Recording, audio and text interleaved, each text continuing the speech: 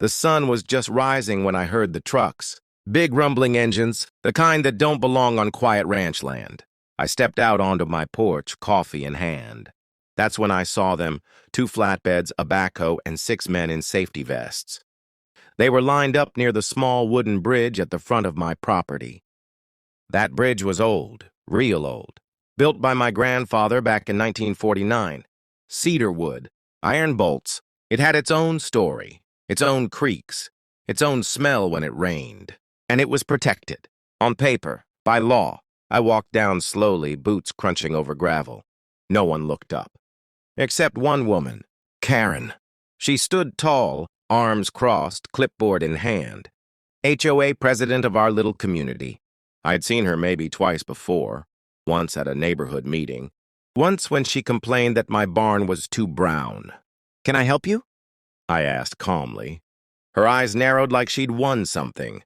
"Mr. Hale," she said, "your bridge is in violation of HOA code section 14B.3, unapproved design, unsafe materials, and inconsistent with the updated community aesthetic.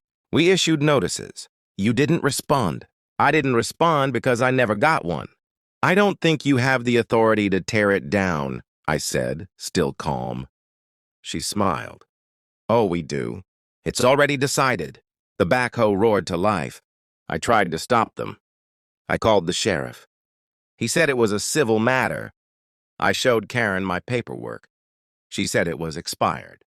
The crew didn't stop. They tore it down in 3 hours. I watched in silence. I watched as 76 years of history, care and memory were crushed into splinters. Karen gave me one last smirk before driving away. That night, I went into my study. I hadn't touched that part of my life in years. But I opened the old safe, pulled out my black robe, and made a call. Not as Mr. Hale, but as the Honorable Judge Thomas Hale, U.S. Federal Court, retired. And I wasn't just going to sue. I was going to bury them legally. By Monday morning, I had everything I needed. First, I contacted the State Historic Preservation Office. The bridge had been officially registered as a protected landmark 2 decades ago. I filed the destruction report myself back then. The HOA should have known, but they never checked. Karen didn't ask questions. She just acted. Second, I called an old friend from the federal bench. Judge Murphy. Still active, still sharp. "Tom," he said, "tell me you're not bored enough to go nuclear over a wooden bridge." "I'm not bored," I said. "I'm furious." He laughed, then got serious. "Okay, what do you need?" "Federal injunction, civil damages, and someone to watch the HOA's financials." Karen didn't know the law, but I did, and I had time. By Tuesday, a temporary restraining order was issued against any further development on my land. On Wednesday, my legal team sent the HOA a cease and desist letter. Karen ignored it. She thought I was bluffing.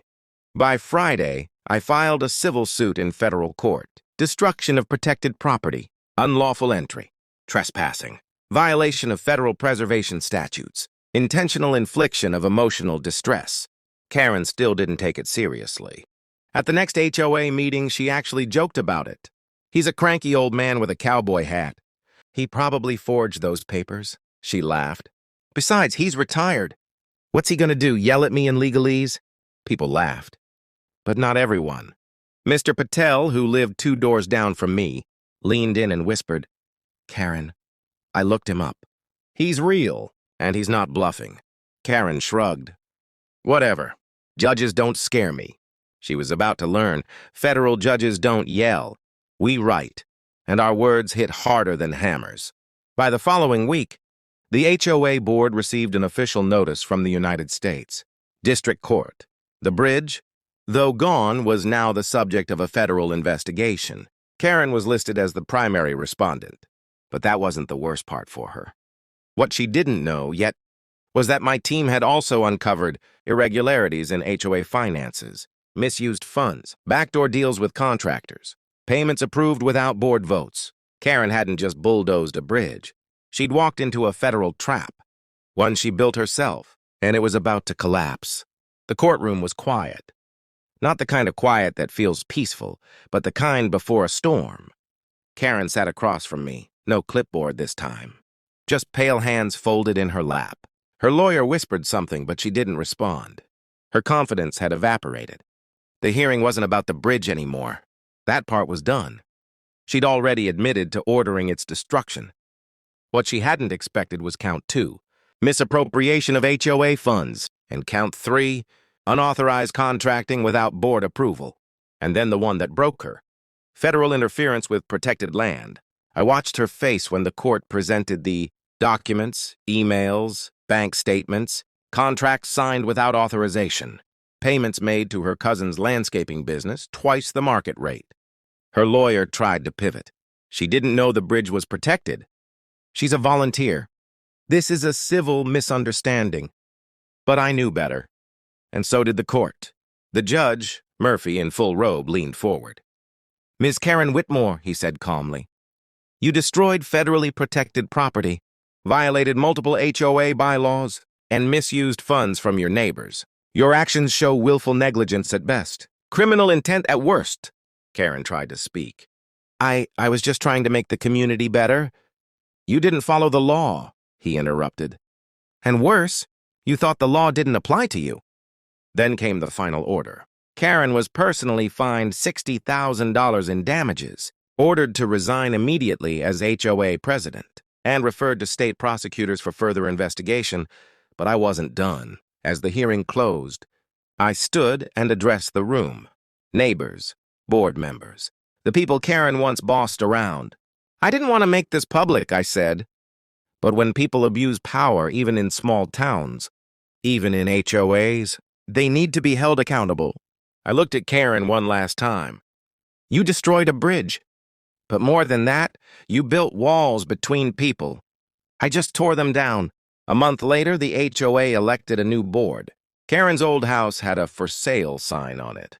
And my bridge? It's being rebuilt. Same wood, same design, same spirit. But now, it has a new plaque, one that reads, 'Protected by federal law, and the man who once enforced it.' Did this story hit hard? Don't let Karen get away with it. Like, comment, and share this video if you believe in real justice. Subscribe for more twisted stories where Karens always meet their match. Tell us in the comments, have you ever dealt with an HOA gone too far?